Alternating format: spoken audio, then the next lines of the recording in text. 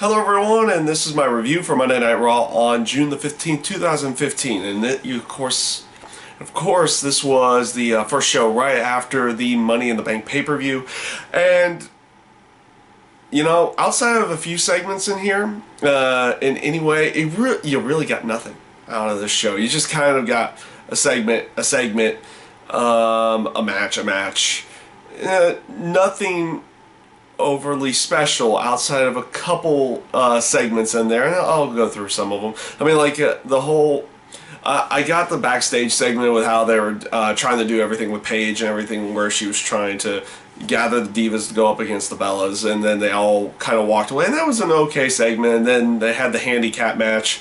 You know, the aspect, the way they've been building this whole thing where Paige is trying to go against the Bellas, it's kind of time for them to, you know, either just drop Paige from this portion of it or start having her overcome some of these odds in some way, shape, or form. This would have been a good way of doing it. They decided not to in that match. The match itself, actually not too bad, but storyline-wise, they need to, if they want to really consider going further with this, they need to have Paige either start getting help, or they need Paige to start overcoming these odds. But we'll see where they decide to go with that storyline. I feel like they're going to probably remove Paige from the whole area so she can focus more on the Tough Enough stuff while she's there, and then maybe have someone else go after Nikki Bella or something in that sense. But otherwise, not much you can really get from there other than what you've been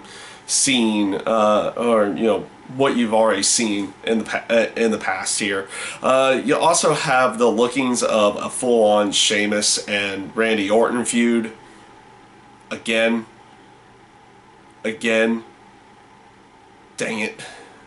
Oh well. I mean, the matches themselves will probably be good, but there's probably not much difference here in the terms of the storyline. Okay, the difference this time around is probably going to be Randy Orton's the face and Sheamus is the heel. Otherwise, it's pretty much going to be about the same. The two don't like each other. They have hard-hitting matches. You don't get much out of it. And that's very unfortunate. I mean, at least you'll get some fun and entertaining matches out of it, but you won't get a good story. You won't necessarily get a very good storyline out of this one. What they did this week, obviously, basically interrupting each other during their matches, costing them those matches, and then attacking the other after the match was over with. And that's pretty much what you got this time around. And the match with Sheamus and Dean Ambrose was a rather good one. And the Kane Randy Orton match, we've seen it before. Not bad, but nothing really new that you really needed from that one. You also had a six-man tag team match with Neville and the Primetime Players up against the New Day. I do like how they had Kofi Kingston playing off of his injuries. I wish they might have gone with some kind of injury thing for some of the bumps that Neville took as well throughout that night, but they decided not to in this case. But again, not much to really speak about other than you know, Primetime Players and the New Day cutting their promos about how they're going to continue on the feud, but nothing that really garnered any kind of significance this week in that particular feud. And you know, it's kind of unfortunate. You right after the pay-per-view, you kind of want to have a significant change in the storylines. I know they have about 5 weeks before the Battleground pay-per-view, but you still would like to see them garner some more substance, and then you kind of maybe have a week or two of lull in there, and then you can, you know, build things up going into the final weeks. But this week, for the most part, outside of what they decided to do with Bray Wyatt and Roman Reigns, which I thought was a great promo by not by Roman Reigns. I mean, he put out a decent promo in there, but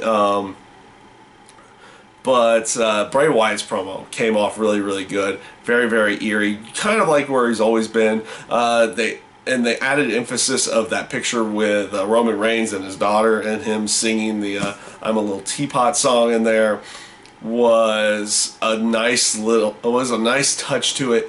and added that personal feel that something like that definitely needed. So I was glad to see where they went with that. Relatively good promo, good way of starting off the feud between the two of them leading into the Battleground pay-per-view.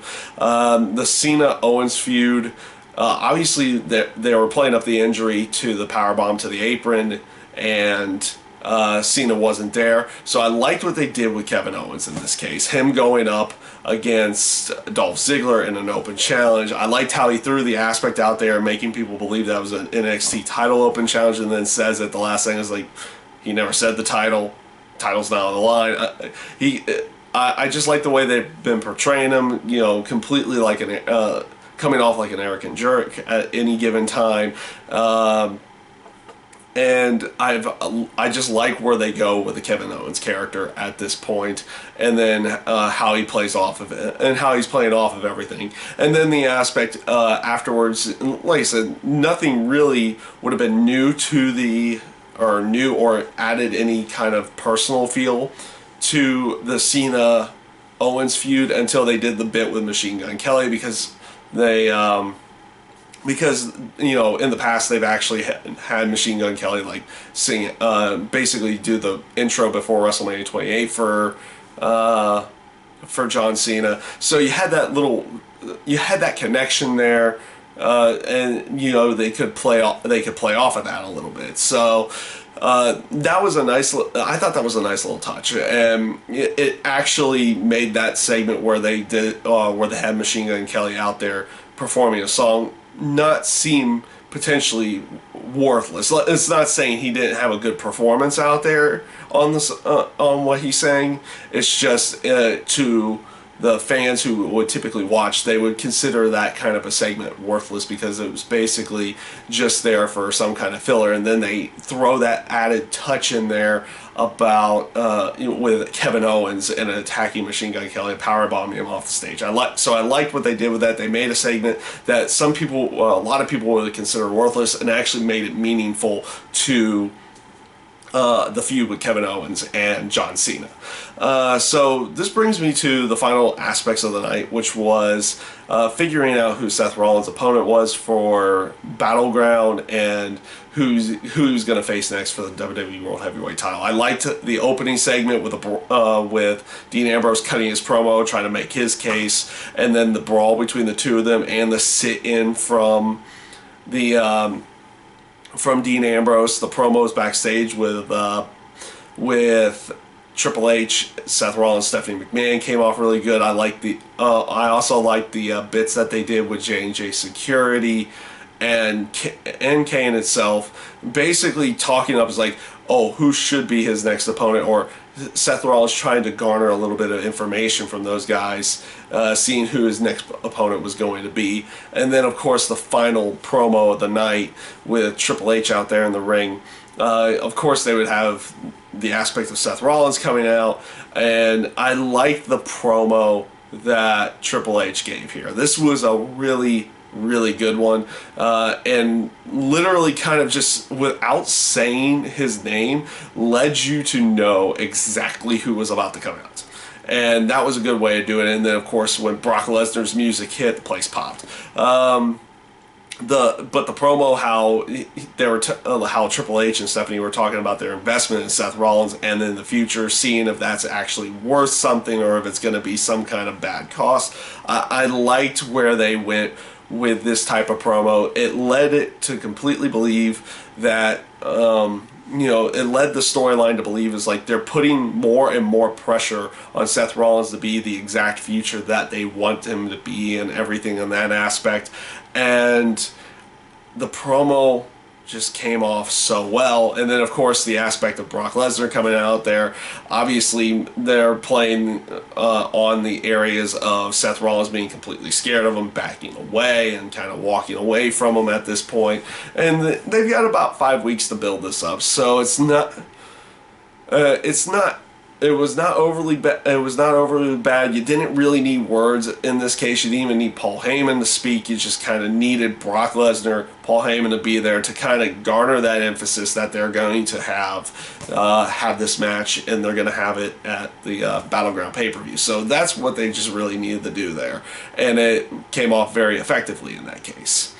So overall, Raw, man, like outside of those three or four segments, which didn't actually garner that much of the show, Raw really didn't do all that much in those other areas. And like I said, the night after a pay-per-view or in a special in this case, you would want them to have that emphasis on either the creation of the new storylines or the continuations, and having some kind of significant substance go to the storylines that they're continuing at this time.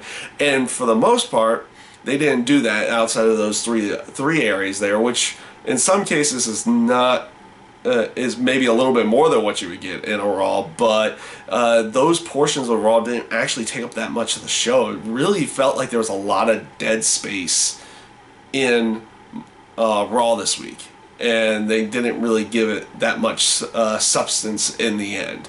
So I'd have to say that it was those other segments kind of made it okay, but otherwise it felt like they were just going through the motions and not really adding much of anything to the show itself. So yeah, I would probably have to say it was almost like a kind of nothing Raw. I can't even really come up with a tagline to this one. It was just a nothing Raw in the end of it for the most part. Obviously, I said there was a few areas where they actually threw some substance in there, but not that much. And that is my review this week for Monday Night Raw, and I thank you guys for watching.